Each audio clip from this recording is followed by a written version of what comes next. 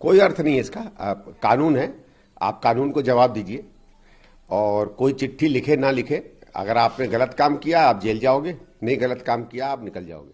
ये सब नाटक का कोई मतलब नहीं होता कानून के सामने। सर, किस तरीके से देखते हैं? आपने कभी सुना है कि कोई चोर कहे कि मैं चोर हूं? अभी तक तो नहीं कहा। और खासकर जो आदमी पूरी दुनिया को चोर कहते थे और कुछ नहीं स्थापित कर पाए, तो वो तो जो आदमी अपनी बोली से ही झूठ बोलता है उसके बारे में क्या विश्वास कर सकते हैं। सर, बीजेपी कमेंट करें कि के कविता का क्या रोल है दिल्ली लिक्विड स्कैम में, और मांग कर रहे हैं कि क्लैरिफाई करें कि क्या पूरा मामला है, किस तरीके की इन्वॉल्वमेंट है या नहीं है, उसके ऊपर स्टेटमेंट देके आए केसी। देखिए, ये सवाल वैसे दोनों पे पड़ता है, क्योंकि ये सबको मालूम है कि केसीआर की सरकार की सीधे सीधे सांठगांठ है केजरीवाल के साथ। हमें तो केवल बीजेपी से ये सवाल पूछना है कि जब आपकी सरकारी एजेंसियों को पता है कि जो नीति अरविंद केजरीवाल ने यहां लागू की, उस नीति को उनको समझाया तो केसीआर नहीं था, क्योंकि केसीआर ने इसमें बहुत कुछ उल्टा सीधा काम किया, बहुत सुना है धन कमाया, उसने इनको भी वो कहानी दे दी। तो ये दूसरे नंबर के इसमें हैं जो करने वाले हैं, पहले नंबर के तो केसीआर है। तो भारतीय जनता पार्टी से सवाल पूछवाने की जगह आप एजेंसियों से कहो कि तेलंगाना के मुख्यमंत्री को पकड़े, उनकी बेटी को गिरफ्तार करें, उनसे सवाल पूछें। डीएमके का है, उससे क्या कांग्रेस को कोई फर्क पड़ेगा? अब ये तो साहब डीएमके जाने वो, हाँ किसी का आप समर्थन करते हैं नहीं करते हैं वो अलग बात होती है, लेकिन मेरा ये है कि भाई इसमें जो कानूनी प्रक्रिया वो चलेगी। किसी मुख्यमंत्री किसी व्यक्ति के लिखने से कोई फर्क नहीं पड़ता है। बाकी उसका गठबंधन पे क्या असर होता है क्या नहीं हो सकता है तो स्थानीय हमारे राज्य की सरकारें देखेंगी।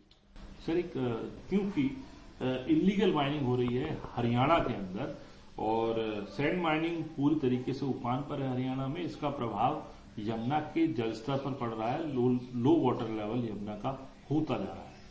आप इसको कैसे देखते हैं? नहीं, इलीगल माइनिंग हो रही होगी। इलीगल माइनिंग तो पंजाब में भी हो रही है, जहां इनके अपने मुख्यमंत्री हैं। तो जो जिस तरीके से इन्होंने पहले हल्ला किया था इलीगल माइनिंग के खिलाफ, वो तो वहां भी हो रही है। तो पहले ये पंजाब में अपनी इलीगल माइनिंग ठीक करे, और दूसरा दिल्ली में जब दिक्कत आती है तो किसी और की गलती होती है। ये तो इनकी पुरानी कहने का तरीका है। तो इसमें तो अब किस बात में इनको गंभीरता से लें वो अलग बात है। मुख्यतः बात यह हुई है कि दिल्ली की जितने सिस्टम है सब चरमरा गए हैं। आधा इन्होंने बेच खाया है, आधा इन्होंने फ्री फंड में गंवा दिया है।